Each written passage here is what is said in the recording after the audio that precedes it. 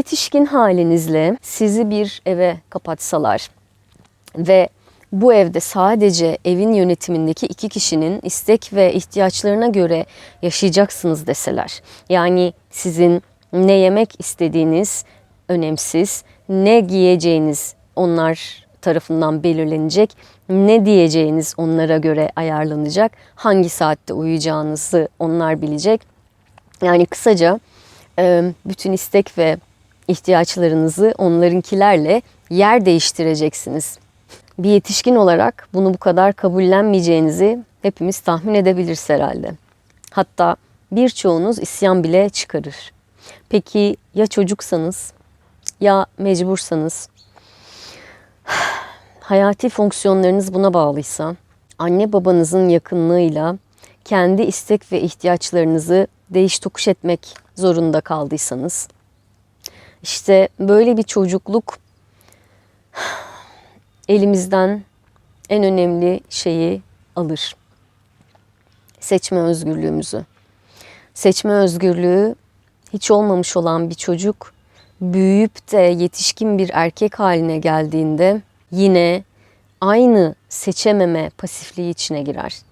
Çünkü ihtiyaçlarımızın olmaması veya ihtiyaçlarımızı başkalarının tercihlerine göre şekillendirmiş olmamız ve buna göre hareket ediyor olmamız toksik pasiflik içinde yaşıyor olduğumuz anlamına gelir. Ve maalesef bu elimizden belki de en önemli şeyin alındığı anlamına gelir. Yani sınırlarımızın. Sınırlarımız bizim kim olduğumuzdur.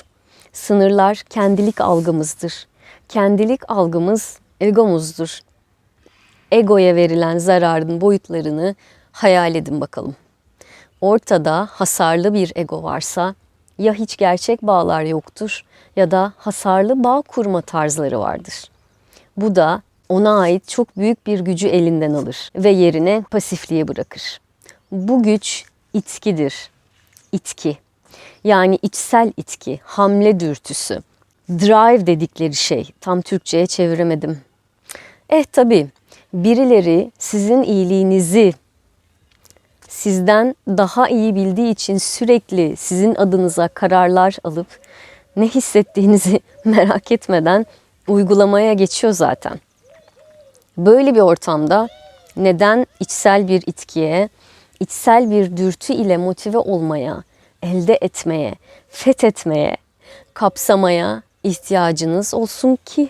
Fakat ne acıdır ki drive denen şey, o içsel itki, kişiyi harekete geçiren o temel dürtü, eril enerjinin en temel prensiplerindendir. Harekete geçme güdünüz yoksa veya bir şekilde bozunuma uğradıysa ve yerini toksik pasifliğe bıraktıysa orada saf ilahi eril enerjiden bahsetmek de mümkün olmaz.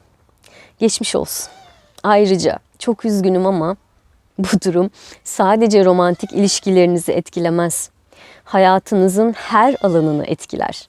Bunca çocuk sahibi olamayan eriller neden bu haldeler? Eğer birileri bizim yerimize kararlar alıyorsa orada bizden ve kendi tercihlerimizden yani sınırlarımızdan söz etmemiz mümkün değildir. Burada yani çocuklukta bir parçalanma elbette oluşur. İçerisi aslında paramparçadır zaten. Fakat buradaki ana parçalanma sınırların oluşması noktasında yaşanır. Bir tarafta öze ait olan gerçek istek, ihtiyaç ve tercihler, diğer tarafta başkalarına ait olanlar, yani eforsuzca önlerine konanlar. Kendilerine ait olmasa da yine de daha kolay olduğunu bildikleri için rahatlık yaratanlar. Buna hemen bir örnek vermek istiyorum.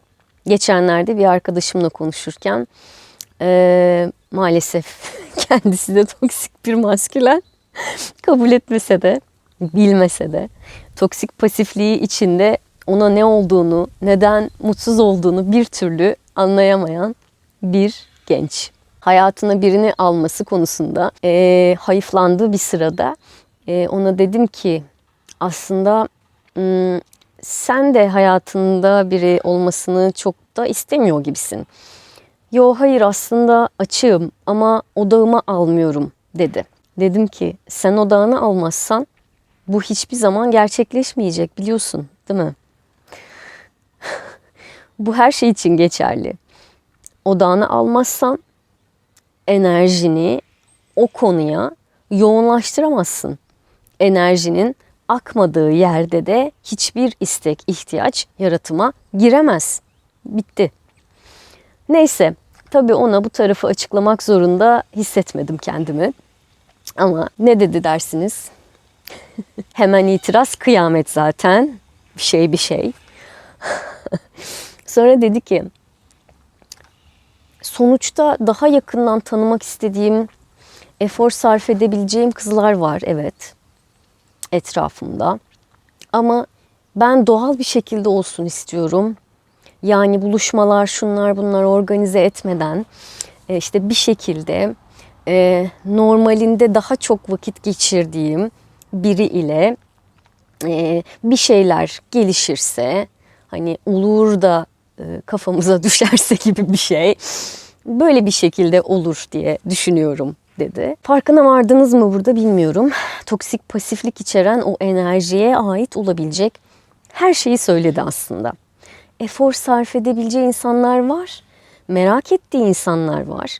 Ama bir küçük saçma randevuyu bile organize edebilecek itki, o harekete geçme dürtüsü yok içeride. Bitmiş. Neymiş efendim? O çok vakit geçirdiği insanlardan biri olursa olurmuş.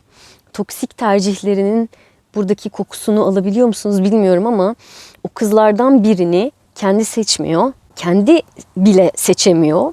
Çünkü çabalayamayacak ve kız bir şeyler yaparsa, bir şekilde yakınlaşırsa ona okey o zaman olur. Ama kendisi bu durumu yaratıma sokmak için hiçbir şey yapmıyor.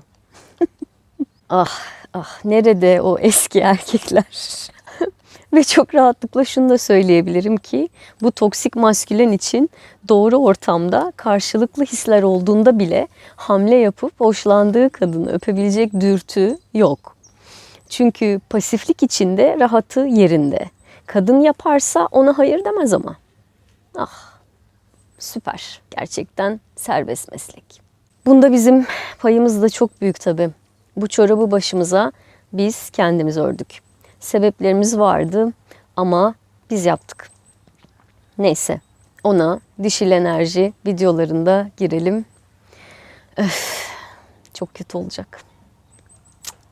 Neyse bir tarafta kendine ait tercihleri kucaklamak, cesaret, risk alma, efor, zaman, enerji ve her türlü yatırım gerektiren bir varoluş biçimi, otantik erile ait olan tüm o güzel özellikler ve otantik bir yaşam biçimi ki bu inanın bana çok ciddi efor gerektiren bir yaşam biçimidir ve içinde büyük riskler de barındırır.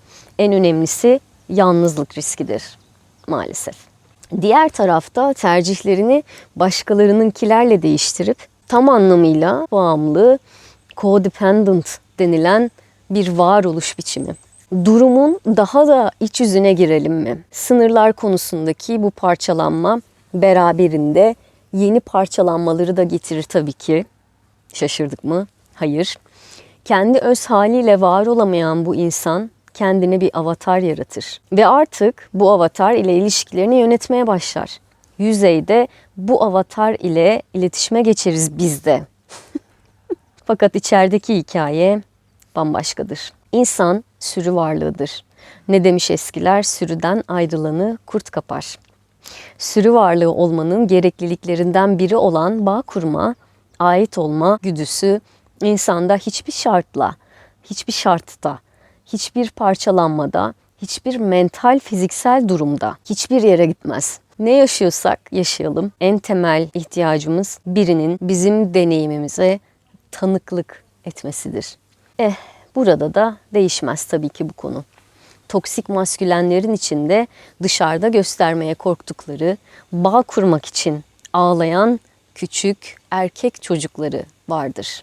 İnsan bağının insanın gerçek ve samimi dokunuşlarının yerini doğada olmak, fit yaşamlar, hobiler, iş hayatı, kişisel gelişim, spiritüel hayata yönelim, geçici oyalanma ve hazlar alamaz. Mesela tanıdığım başka bir toksik maskülen diyor ki, huzur doğada.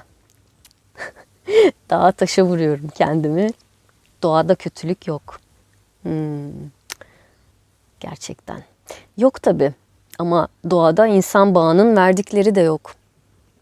Sonuç, kalp kırıklığı korkusu. Tek başına bağımsız ve güçlü olduğuna inandırılan, bağımlı olmamak için bağımsız olan adamlar. Tek bir sıcak, şefkatli dokunuşla eriyen koca koca adamlar. Toksik dişil enerji tarafından bu şefkate aç bırakılan eril. Annelerin kendi babalarından ve tabii ki kocalarından alamadıkları ilgi ve şefkati kendi oğullarının da almaması için verdikleri çirkin ve içsel savaş. Çünkü sevmek, vermek, bakmak, sahiplenmek sadece erilin görevi değil. Erilin üzerindeki bu özellikleri yük sanması toplum olarak el birliğiyle yük olarak erilin üzerine bindirdiklerimiz. Toksik eril tarafından güvene aç bırakılan, güvensiz bırakılınca agresifleşip sevgisini esirgeyen dişil. Kim suçlu?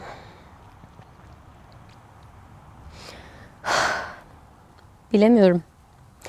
Daha büyük sonuç, yani bu işin gittiği yer. Eğer bizde bir enerji değişimi yaşanmaz da yaratımı etkileyecek bir bilinç durumuna gelmezsek olabilecekler ki hali hazırda şu an oluyor zaten. Cinsiyet rollerinin yer değiştirmesi. Çünkü kolektif olarak yıllar boyunca erkekler gibi olmayı istedik. Sahip oldukları güç, özgürlük ve her türlü hak. Şimdi bu oluyor. Şu an bu istek yaratıma girdi. Çünkü evren sorgulamaz. Sana dominant frekansını verir. Enerji kadının yüzyıllar boyunca açlık haline gelen isteklerine cevap veriyor artık. Fakat bir bedel ile. Bedeli yalnızlık.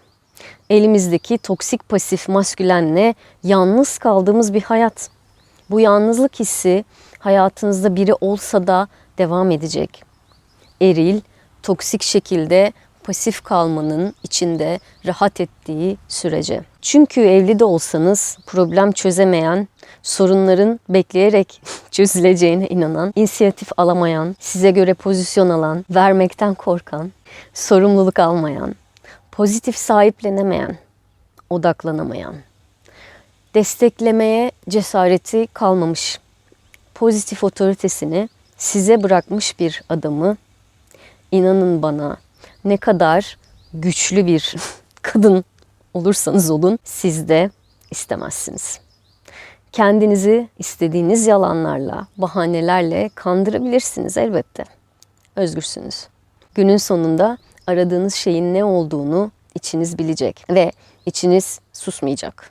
Böyle bir adamın sizi kapsayıp gerektiğinde koruyacağına dair inancınız olmadığı gerçeği derinden sizi rahatsız edecek. Liderliği size bırakmış bir erkek istemezsiniz, inanın bana. Bazılarımız burada daha rahat hissetsek de gerçek bir ilahi erilin enerjisi etrafta iken o kadar farklı hisseder ki kadın.